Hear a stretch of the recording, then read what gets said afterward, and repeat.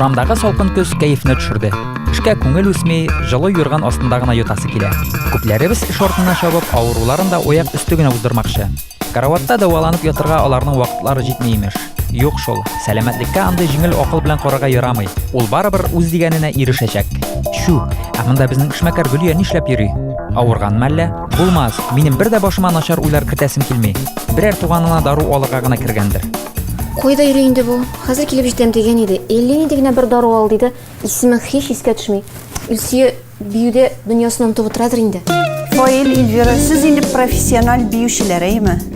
Менә сәхнәгә бик күп балаларны чыгарасыз сез. Алар матур итеп бийләр, матур костюмнар киеп. Менә минем дә әйме? Шушы яшемә җитеп тә әле сәхнәгә бию белән чыкканым юк. Кичкенә чакта бии идем әлбәттә. Менә хәзер минем дә сәхнәдә бию теләгем туды. Мине берәр төрле матур биюгә өйрәтмәсез микән? Хәзер без сезнең белән румба биюен өйрәнәбез. Әйдәгез, әйдәгез монда. Булай итеп. И 4, раз, 2, 3, 4, раз, 2, 3. Булдымы? Раскрытие хәзер. 4, раз, 2, 3, 4, раз, 2, 3. Минем инде Эльвира аякларым арыды. Яра, бик әйбәт булды. Ничек түзәсездер белмим. Алла ярдәм берсен сезгә.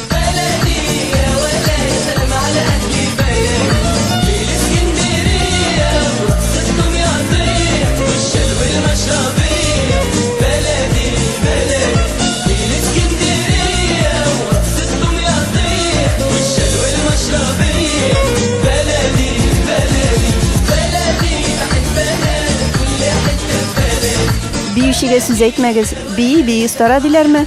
Кичкенә вакытта һәммәбез дә артист булу теләге көчле була. Әниләребезнең күлмәкләрен киеп, биеп киткән чаклар һәркемнең күңелендәдер. Эльвира Зарипова да кичкенәдән биюче. Хыялын үз тырышлыгы белән тормышка ашырган ул. Ә бүген исә профессиональ баскычта.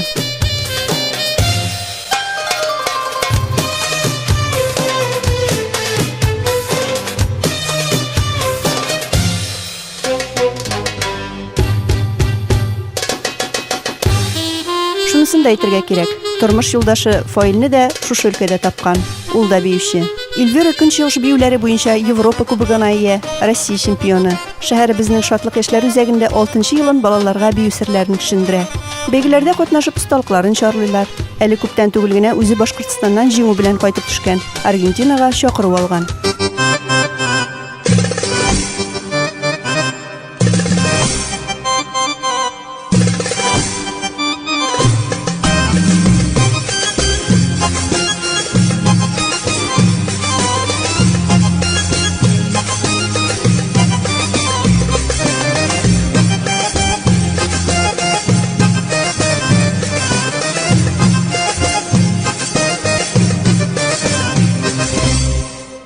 Азалиягә 7 яшь. Без 2нче ел уже менә бу биюләргә җөрибез. Безгә бик ошый. Казанга барып кайттык, алтын кубоклар алдык. Менә киләсе көннәрдә дә Казанга җыенабыз. Минем уйлавымча, там берәр алтын кубок коп кайтарбыз, әйме кызым? Әйе. Мәктәптән соң җөрибез, аңа бик ошый. Тырыш фигыльләре үзгәрде. Минемчә кызларга бик файдалы була мондый биюләр. Аларның костюмнары да бик әйбәт, бик матур. Аларның репетиция вакытларында күңелләре дә үсеп китә. Өйгә дә алып кайтып биеп репетировать итәбез диләр.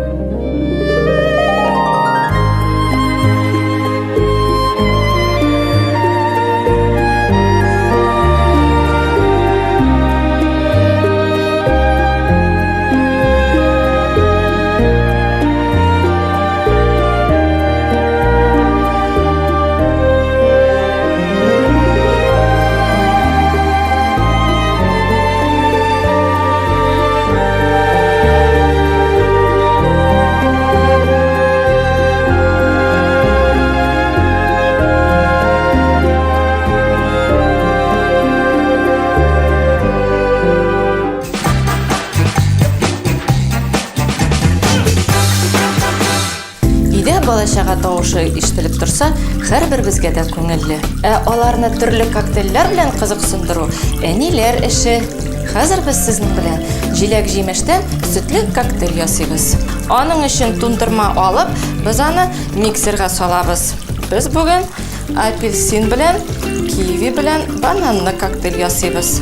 Сөт өстибез. Болгатып алабыз.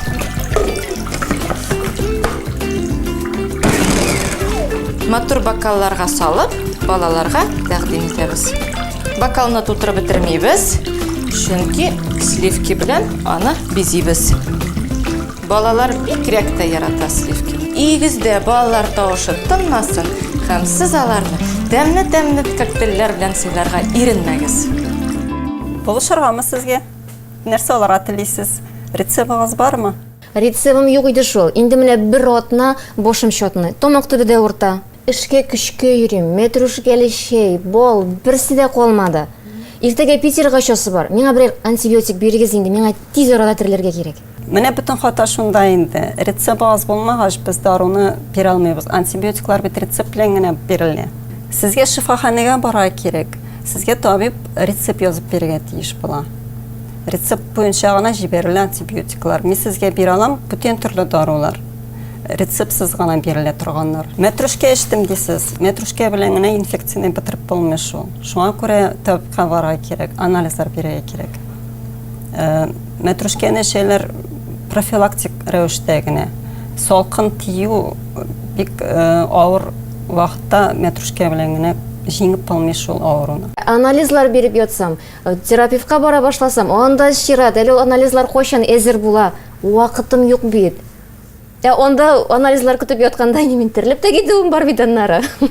Үз-үзегезне дәвалану авыругызны төпкә җибәрә. Шуңа күрә эшегезне шигереп торыгыз. Мин сезгә киңәш итәм табибларга барырга. Аннан тагын бер сорау бар иде. Менә нишләп ул врачлар, табиблар рецептка язган язуларын аларны танып булмый, укып булмый. Аны махсус өйрәтәләрме? Шулай танымаслык итеп язырга, менә ни сәбәпле шулай ул? Бу бик кызык минем өчен. Гади халык аны аңламый яндагы язуларны. Табиблар бит 5 ел әле институтта укыйлар бердән. Институтта укыганда югары уку йортларында аларда лекция бик тиз языла. Шуннан бозылып китә аларның почерклары. Икенче сәбәп без рецептларны укыйбыз. Ул рецепт безнең өчен языла. Гади халык өчен язылмый ул. Ул кыягыз безнең өчен. Анда латинча язылган була. Без аның һәрбер хәрефен, һәрбер сүзен таный беләбез. Кой вакытта бит менә фармацевтлар андагы рецепттагы язуларны танымыйлар, укый алмыйлар. Андый хәлнең дә булганы бар. Бар. Һичшиксез ансы профессионализмга карый фармацевтның.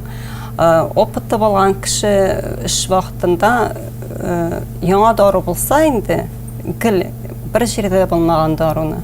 Ул аны справочниктан карый, танырга тиеш. Яшь кенә яңа гына эшли башлаган кешеләр танымаска да мөмкинләр.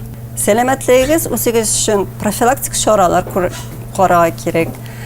Спорт белән шөгыльләнергә кирәк. Саф һавада күбрәк йөрегез. Бассейнга йөрергә мөмкин. Исәнмесез? Менә сәлам. Мин дә шул хакта Гөлия. Ардың мине көтеп. Тирелеп беттем бугай сине көтә. Бик озак йөрисең.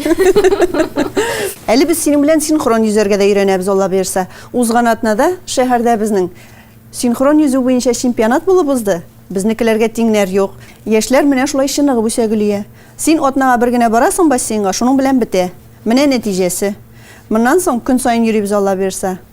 Спорт төрләрендә йөзү иң файдалысы.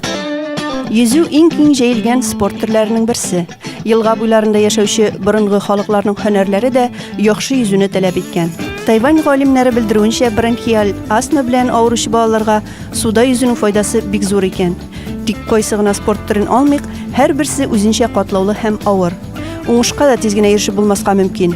Минем үземне синхрон йөзү кызыктыра. На нашем отделении в спортивной школе занимается около 250 детей. Безнең спорт мәктәбе бүлегендә 250-гә якын бала шөгыльләнә. Кызларны беренче сыйныфлардан ук кабул итәбез. Араларында 5-6 яшьлекләр дә бар. Үзем синхрон йөзү белән 10 елга якын шөгыльләндем. Аннан соң менә 12 ел инде тренер укытучы булып эшлим. Алдагы елларны Дельфин Дулкын бассейннарында идек. Ә хәзер төп 35-нче мәктәптә урнашкан Афалина бассейнында шөгыльләнәбез. Синхрон йөзү буенча Россия, Идел буе федераль округы, Татарстан күләмендә призлы урыннарны алучы спортсменнарыбыз бар.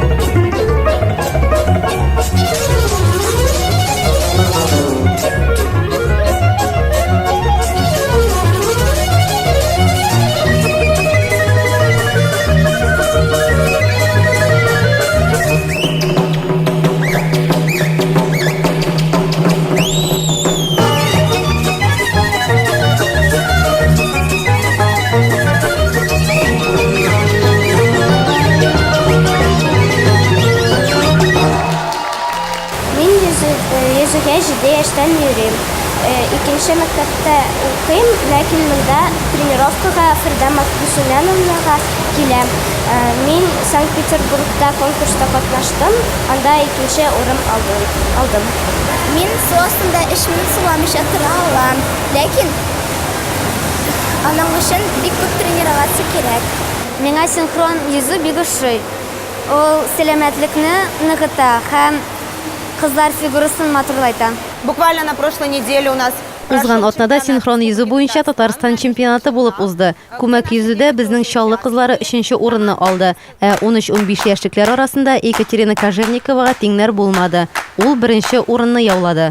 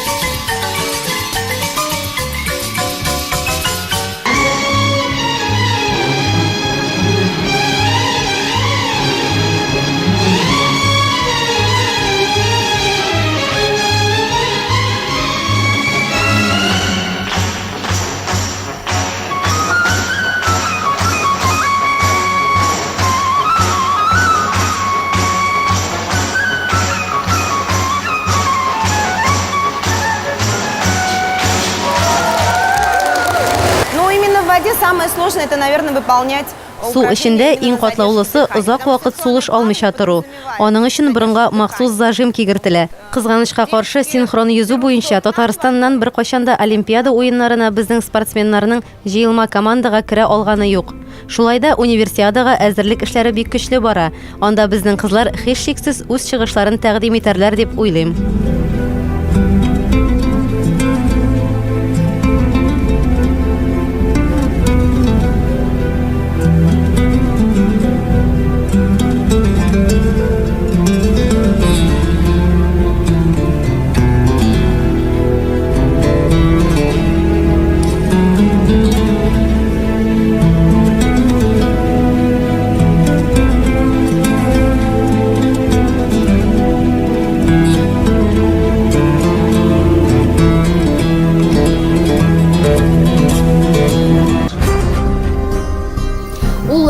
Илсия, Санкт-Петербургка бер атнадан соң гына барам инде. Димәк, ныклап терләргә кирәк.